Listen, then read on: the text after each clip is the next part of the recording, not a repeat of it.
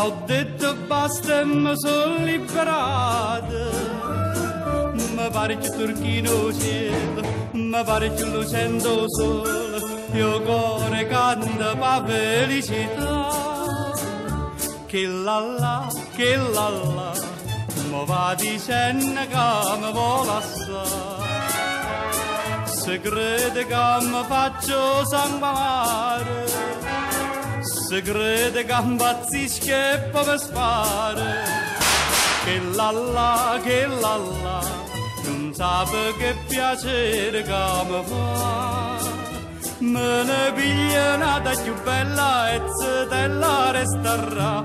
Che la, che la.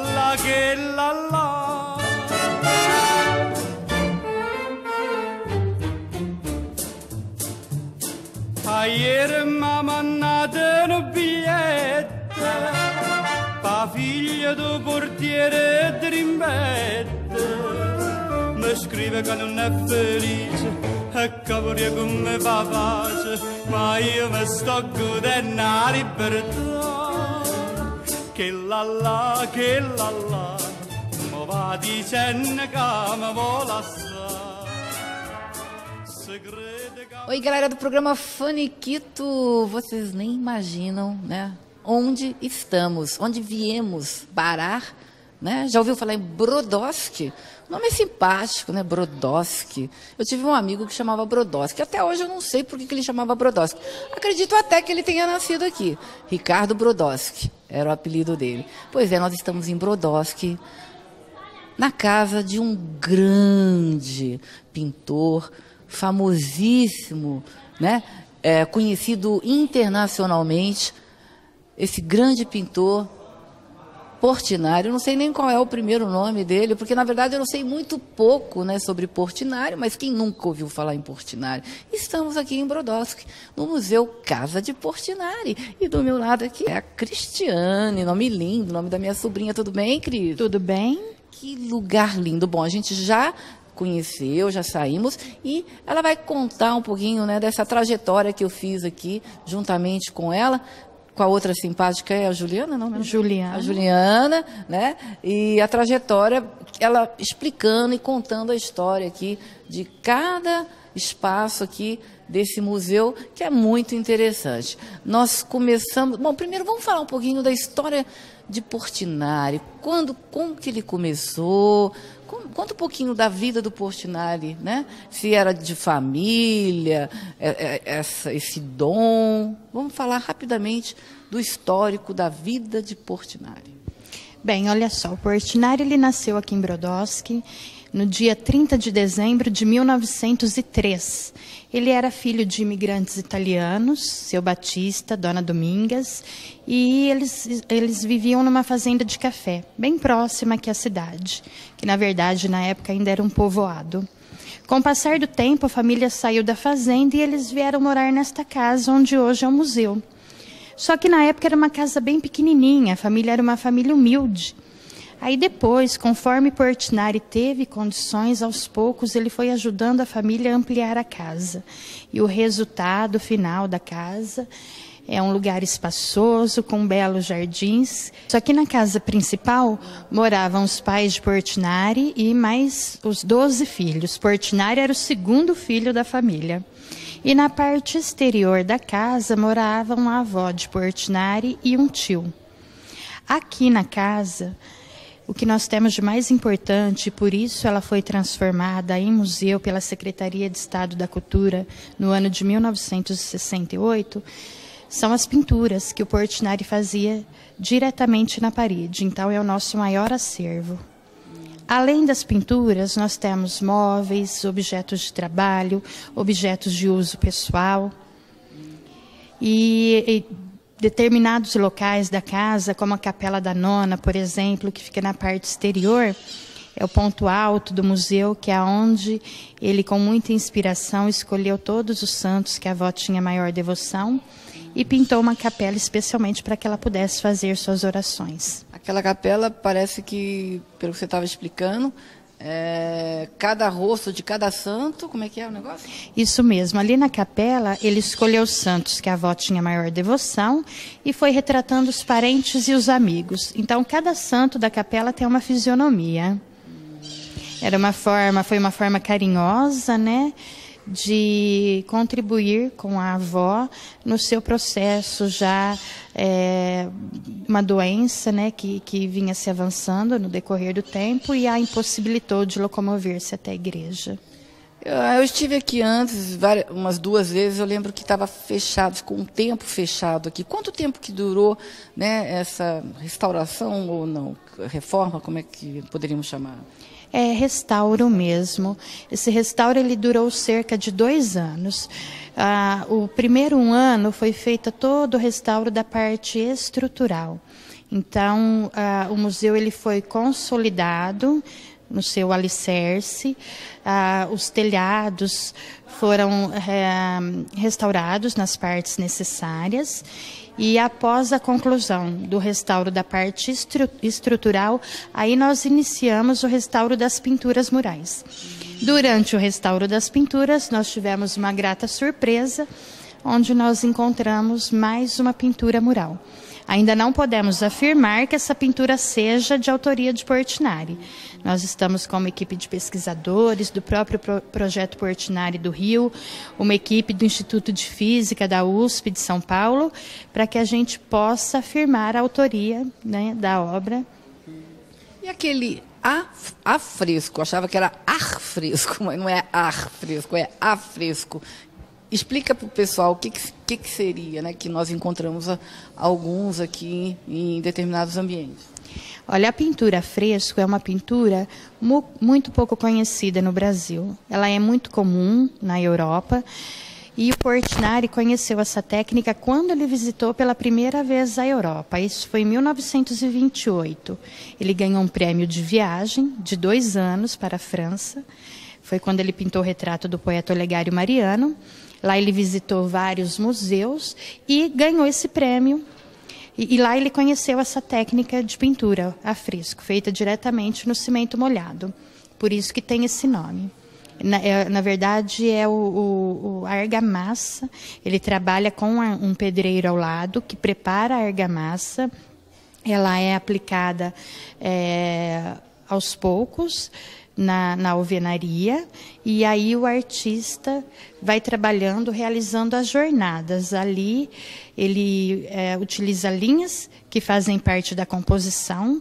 Ela é toda dividida, a pintura, mas é executada em partes, uma parte de cada vez.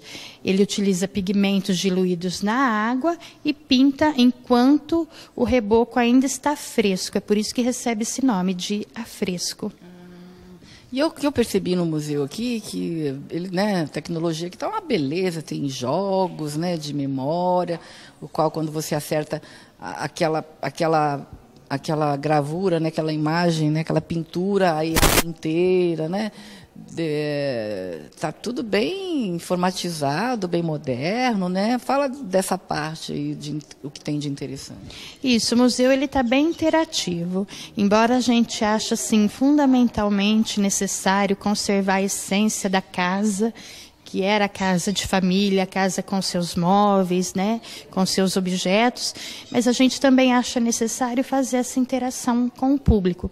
Então, nós temos uma sala que é a casa como tema, esse jogo da memória, onde ela é apresentada 31 pinturas de Portinari que aparece de alguma forma, ou a casa ou a capela que existe em frente à casa.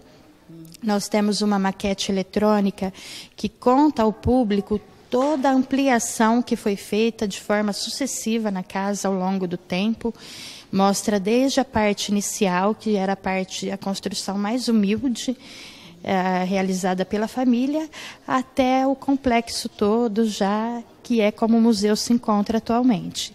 Nós vamos dar uma paradinha, vocês vão conferir flash aí, né? E a gente já volta aqui com a Cristiane.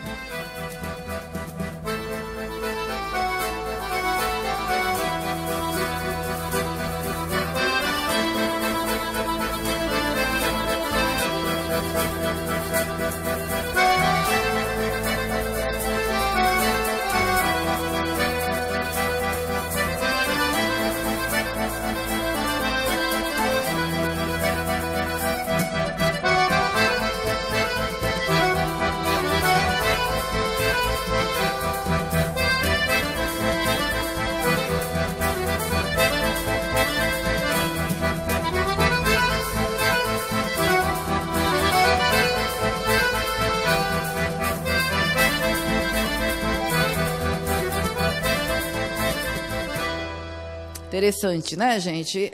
Fala um pouquinho, parece que o Portinari, além de ser um nanico, né, ele tinha um problema na perna, ele é uma perna menor que a outra. Fala um pouquinho disso. Isso mesmo. O Portinari, ele era de baixa estatura, ele tinha 1,54 m.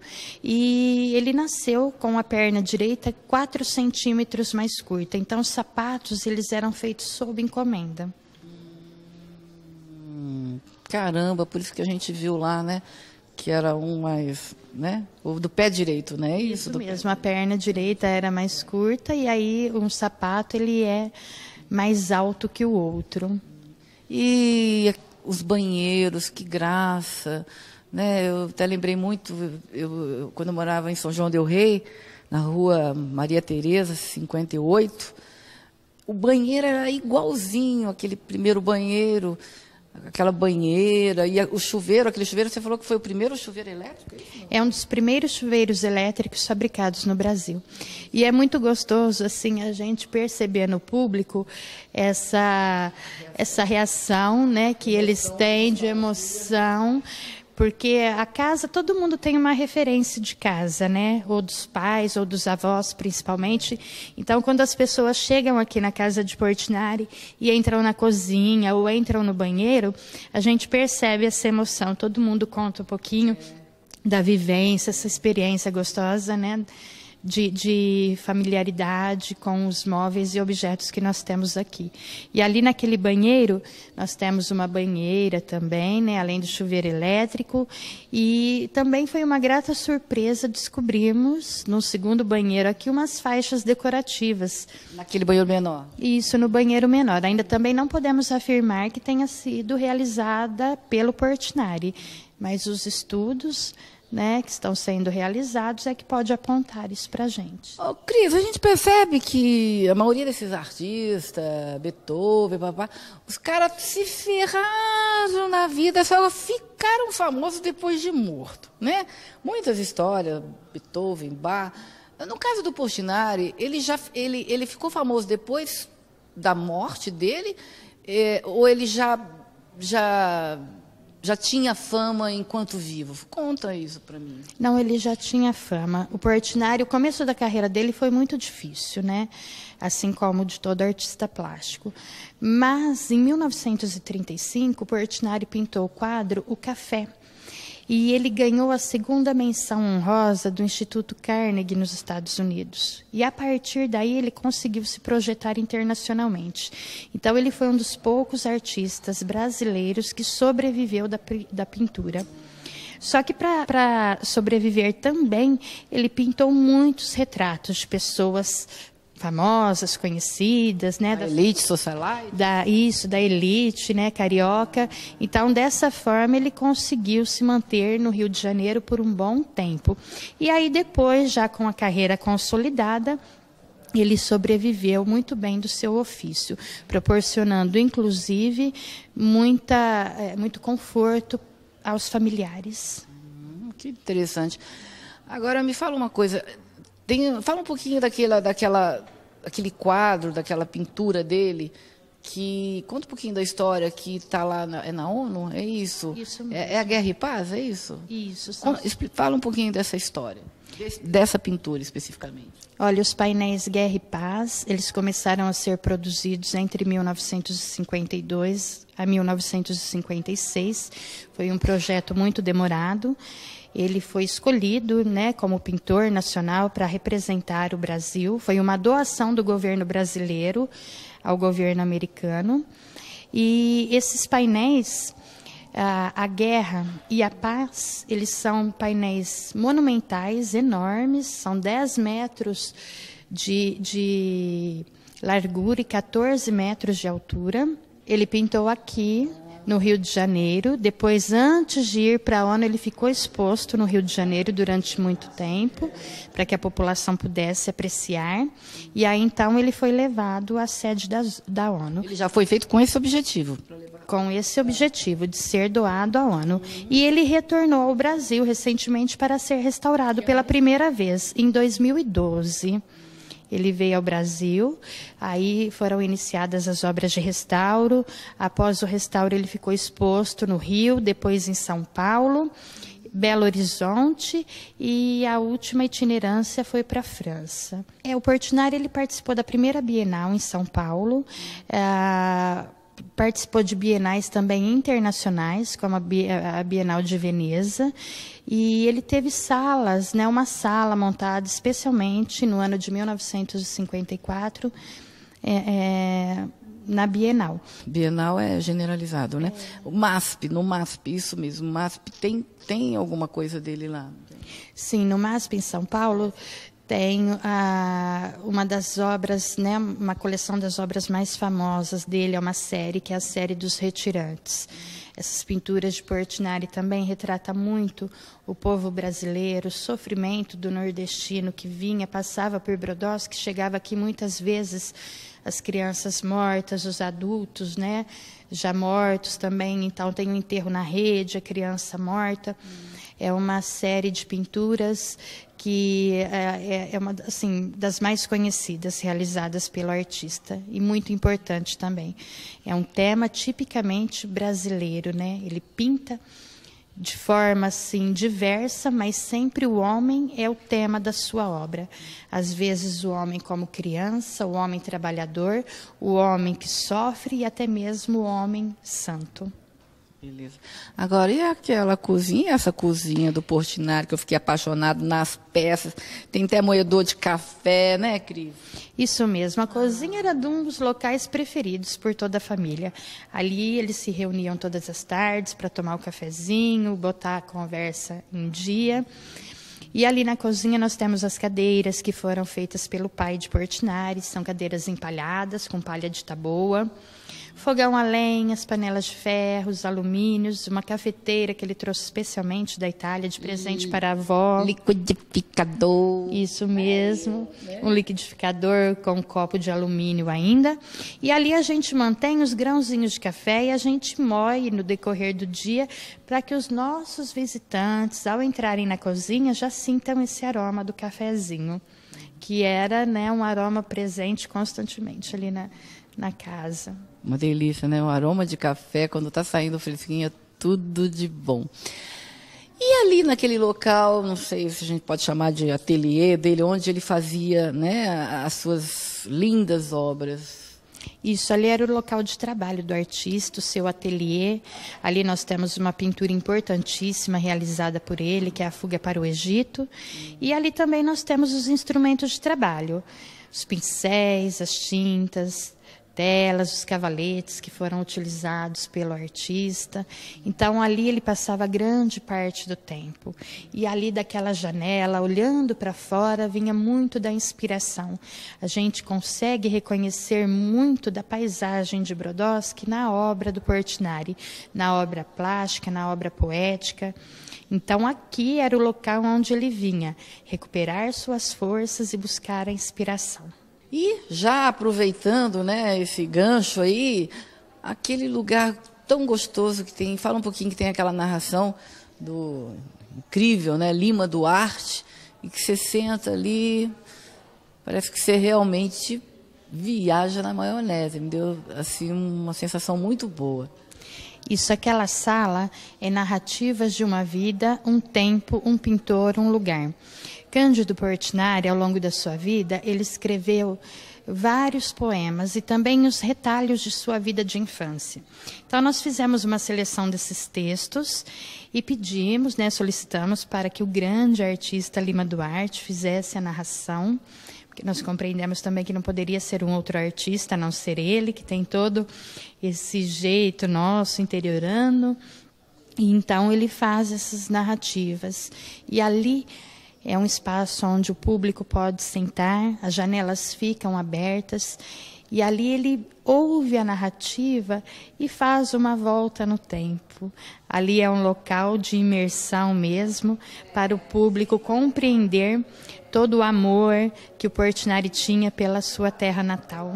Muito lindo, por sinal, e a gente vai dar uma paradinha para vocês conferirem as imagens.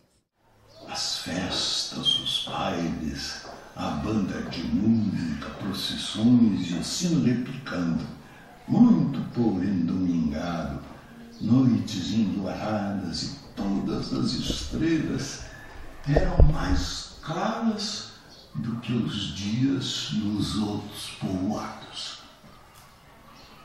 Eu tenho saudade de Brodowski, pequenininha, 200 casas brancas de um andar no alto de um muro, espiando para todos os lugares, com a igreja sem estilo, com uma torre no centro e duas pequenas dos lados, com o altar que eu fiz e Santa Cecília.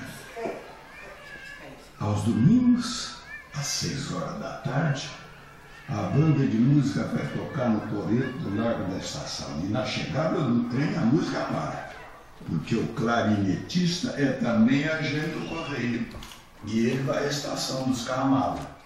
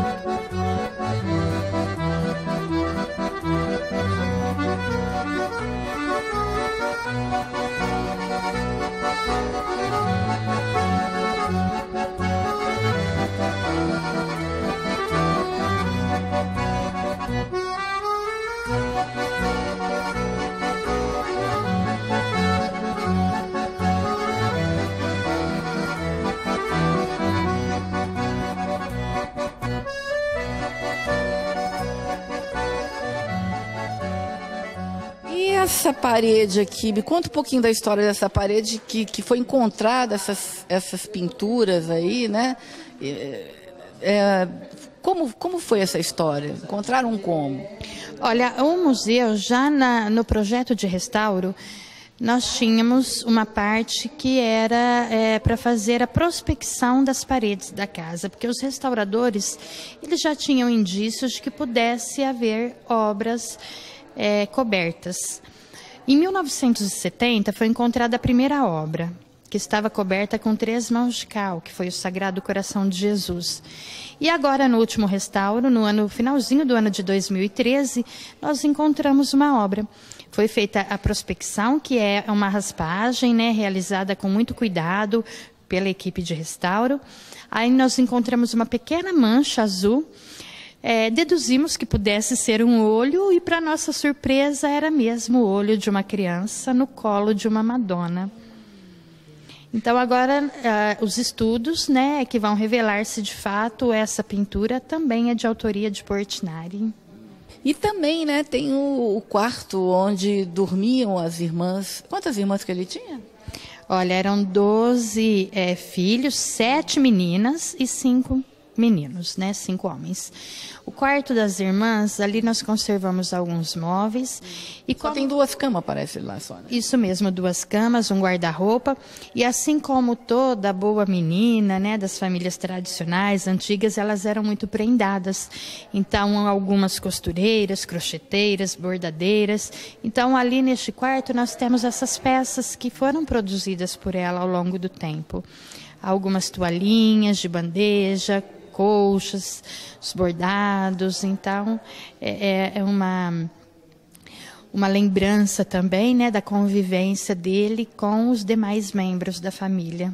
Todo mundo prendado, né? E você vê que são aquelas peças, você imagina fazendo aquilo à mão, bordando, que trabalhão, né? Porque hoje em dia já não se faz mais isso, né?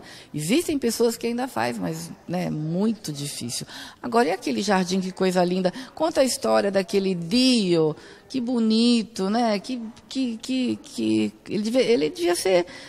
Ele era católico, ele era católico, porque eu vi que tem São Jorge também, né? Umas pinturas do São Jorge. Apesar que São Jorge, eu não sei direito se está voltado... porque a gente pensa em São Jorge, a gente pensa na religião umbanda, outro tipo de religião.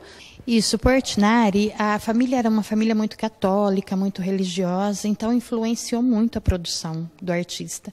Aqui na casa, a temática das obras, elas são totalmente, né, arte sacra. E nós temos em frente à praça aqui uma capela, que é a Capela de Santo Antônio, e essa capela tem uma tela.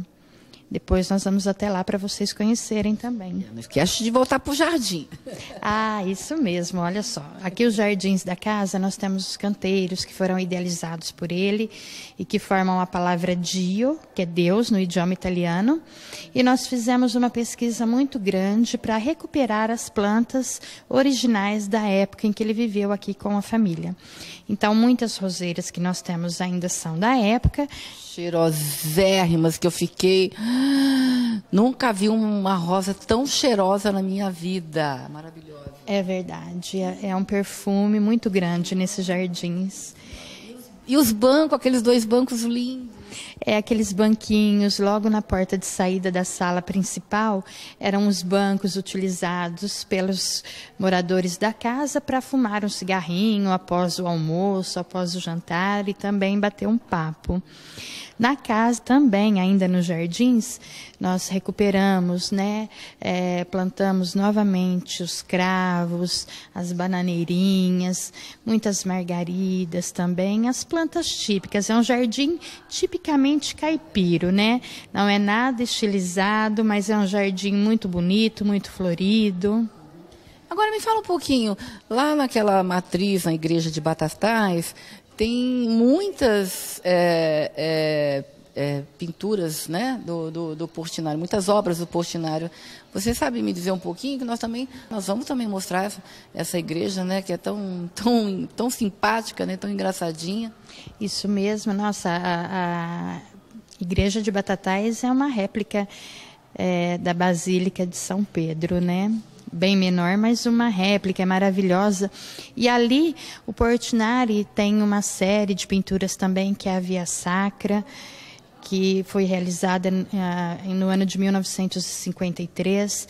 São obras muito importantes e outras obras também de temática sacra, como o próprio Bom Jesus da Cana Verde, Nossa Senhora Aparecida. Lá são telas, é um tipo de acervo diferente do nosso aqui, né? Aqui as nossas pinturas são feitas diretamente na parede, lá são telas. Que foi restaurado recentemente, que eu vi até no Jornal Nacional, na Rede Globo. Agora, muito pouco tempo, foi restaurado lá também essas telas, é isso? Isso mesmo, foi um processo também meio concomitante com aqui de Brodowski. Enquanto o museu estava sendo restaurado, muitas das obras lá também estavam sendo restauradas. Então, hoje, a gente pode dizer que a nossa região está de portas abertas, né, para receber o público, para que conheçam cada vez mais esse legado deixado pelo grande mestre da pintura nacional, Cândido Portinari. Vocês estão conferindo aí na tela peças aí as telas de Batatais. E realmente, Batatais é uma cidade gostosa, que fica aqui pertinho de Brodowski, né? Dá quanto tempo? São 14 quilômetros, 10 minutinhos. 10 minutinhos. Agora, por que essas telas em Batatais, lá na igreja?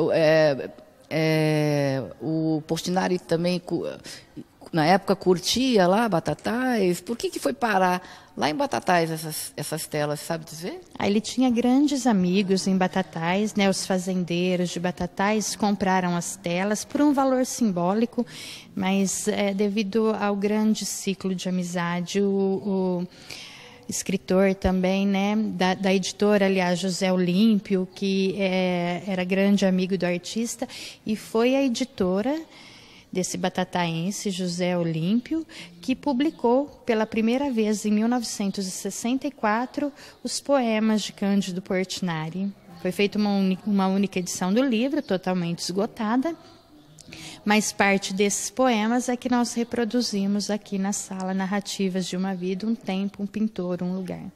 Que lindo.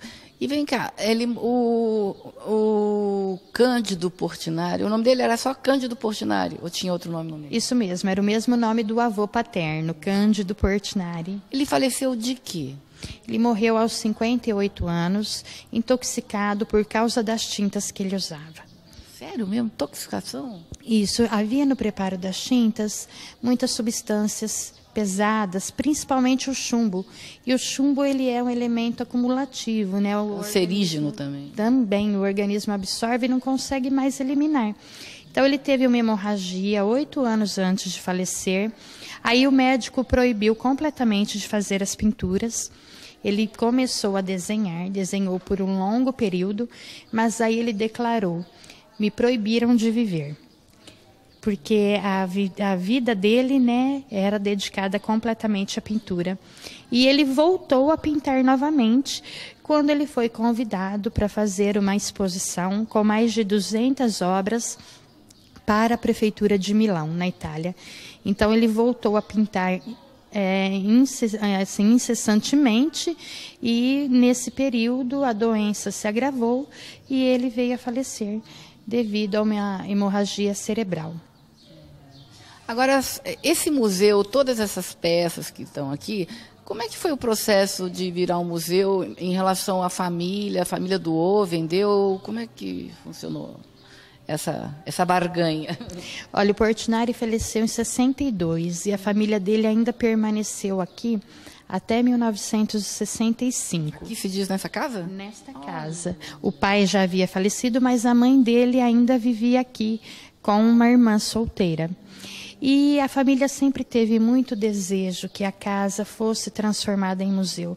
Então, num esforço conjunto da família, do prefeito municipal na época e o governador do estado, muito apoiado também pelo secretário de Cultura, que era aqui da nossa região, a casa, em 1968, foi tombada pelo Patrimônio Histórico Nacional e depois pelo Conselho de Defesa do Patrimônio Histórico, Arqueológico, Artístico e Turístico do Estado de São Paulo. E no dia 14 de março de 1970, a casa foi inaugurada como museu. A mãe de Portinari participou da inauguração. Ela faleceu 3 anos após. Coisa bonita. Ou seja, hoje a família não tem nada pertence à família, pertence a Secretaria de Estado da Cultura. Muito bom. Não esquecemos alguma coisa, Cris, de falar? Então, agora nós temos que fazer uma visita imperdível, que é o Santo Antônio da Capela, em frente ao museu. Lá é uma capelinha pequena, que é essa que está aqui em frente, que só tem essa tela. É a tela? É tela? Isso. Ou é de parede? É uma tela. Então vamos lá.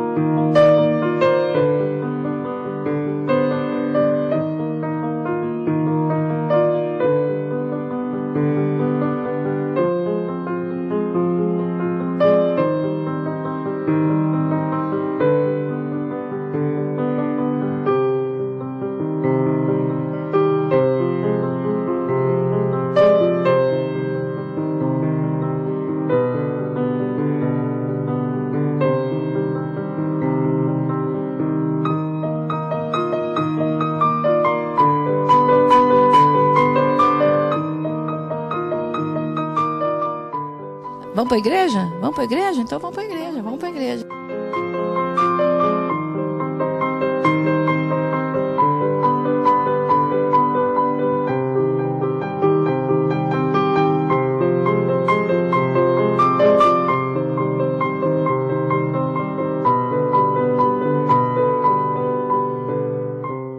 Jesus e os Apóstolos é uma das obras mais completas de Portinari em termos de escola. Tem cubismo, realismo, surrealismo, primitivismo, expressionismo.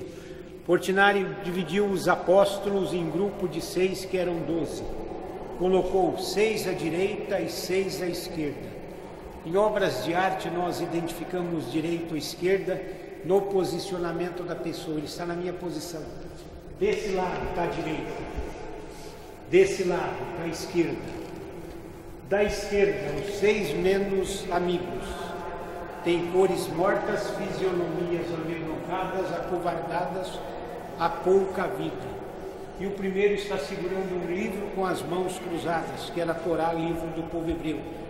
Nela é inserido as leis de Moisés, civil e moral.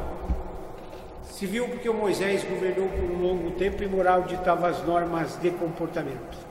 Na vida, no dia a dia, é comum quando nós recebemos uma péssima ou ótima notícia, nós ficarmos estáticos, sem nenhum movimento corporal. Aí nós condensamos a aura de paz que envolve o corpo. O Portinari condensou, mas ele o fez já iniciando a liberação, a movimentação, voltando em si. E o segundo chega nele a notícia que é menos amigo e tem uma reação verbal. Ele vai se expressar, vai contestar, vai dialogar. Depois ele fecha a boca, o corpo fala por ele. Há uma descarga de energia, fazendo um colorido mais vibrante. Da direita dele, os 6 mais amigos, o colorido é maior, há mais vida e a Torá está no ponto de ser aberto, sim, querido pelo Cristo. Embaixo da primeira manga ele faz uma faixa de luz intensa para todos. Embaixo ele faz a Arca da Aliança. A Arca da Aliança era uma peça de madeira de 1,67 m por 87 centímetros, cujo interior tinha os cartuchos das leis de Moisés, o maná-alimento dos deuses e a vara verde de Araão. Uma vez por ano, o sumo sacerdote abria a Arca da Aliança. Para abri-la, havia uma cortina e um cinto de couro muito forte, amarrava e guardava os 11 metros de distância, pois se abrisse sem fé ia perecer. Ladeando a Arca da Aliança, ele faz 2 arcanjos, e nas asas dos arcanjos, primitivismo. Pintura que não segue nenhuma linha, nenhuma escola, nenhuma técnica. O arcanjo da esquerda tem aparência masculina. Os homens ajoelham, o corpo do homem é reto, o calcanhar aparece mais, o cabelo está aparado em linha reta. O da direita tem aparência feminina. As mulheres ajoelham, projetam o joelho mais para frente que os homens, fazem involuntariamente porque os quadris são mais avantajados, porque tem mais curva, mais peso da cintura para cima. O cabelo está amarrado e após o amarrio uma sequência de cabelo. Na parte superior, uma pombinha em pleno voo e um arco-íris simbolizando o Espírito Santo.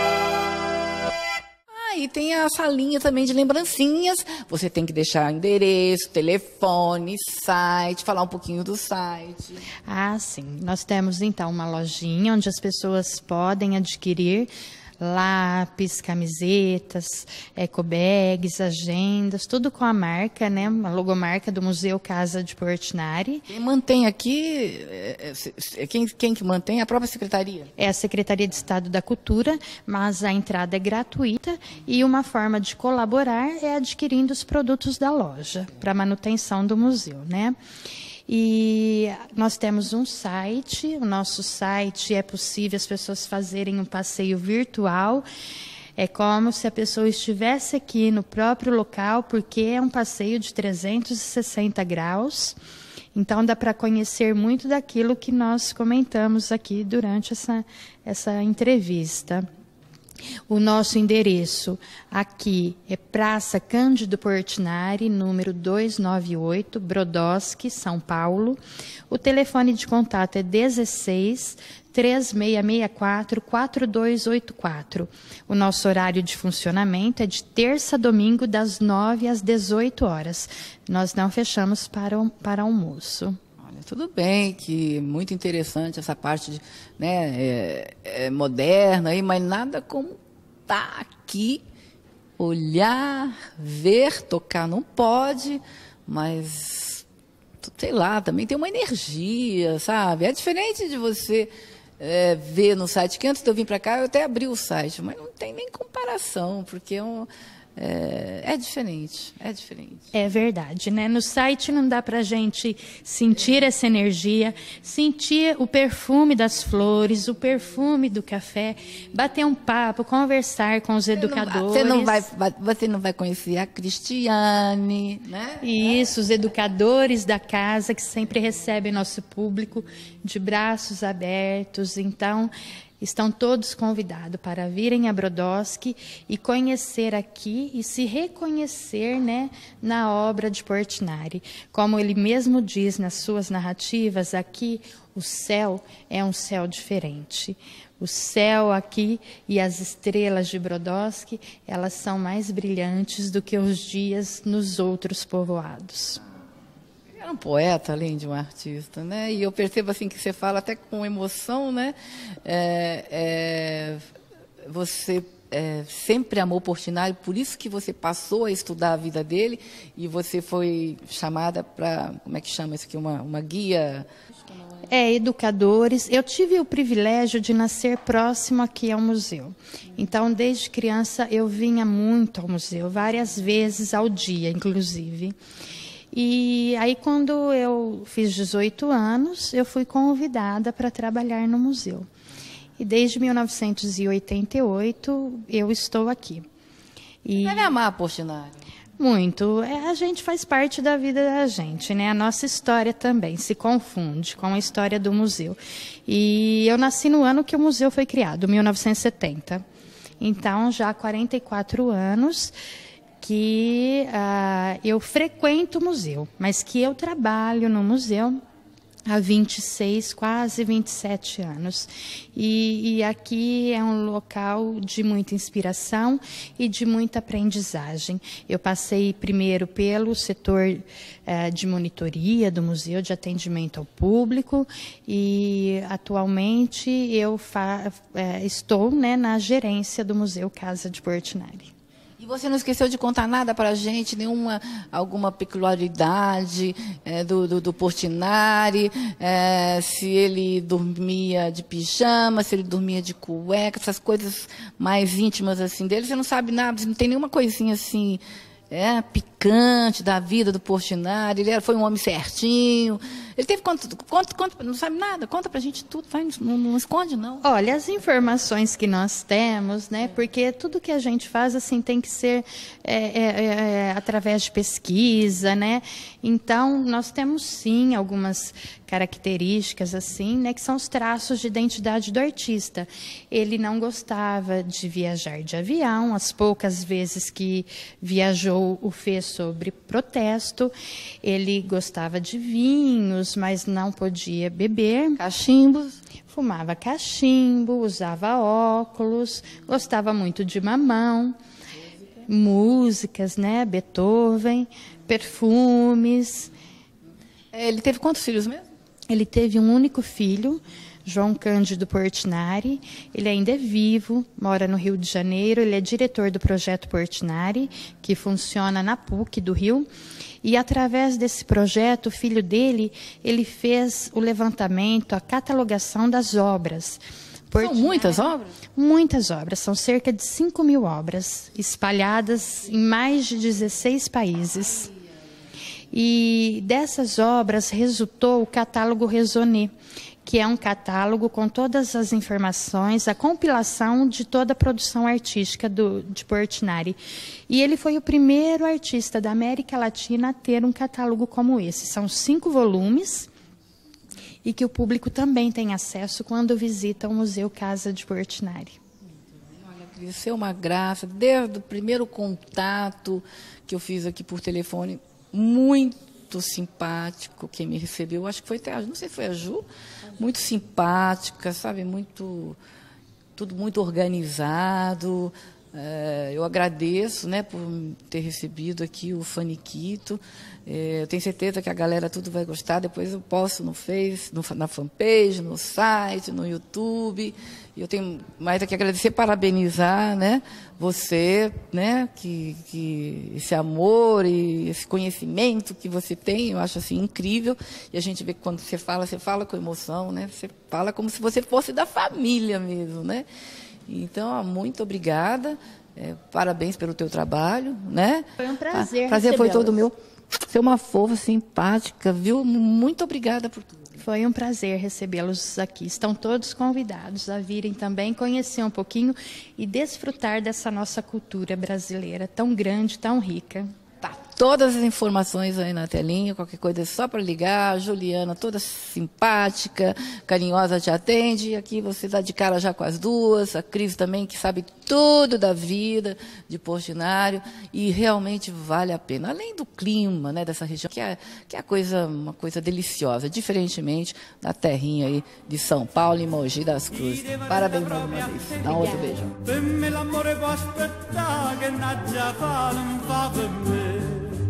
Ah, Lazzarella, vendate primavera, quando passi tutte le mattine, già ti spieggi in de vetrine, solo un complimento ti fa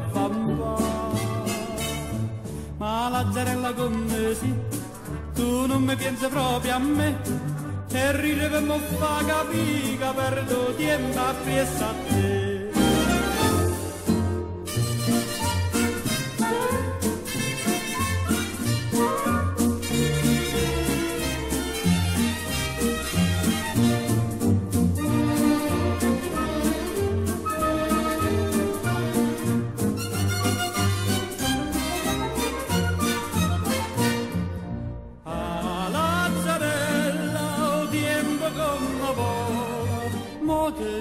Tutte mattine chine lacrime stu cuscino, anche una compagnella ti può aiutare. Ma Lazzarella come si, te si cagnata pure tu, e a nato molle dice sì, vicino a scuola do Gesù. Lazzarella, perdo tempo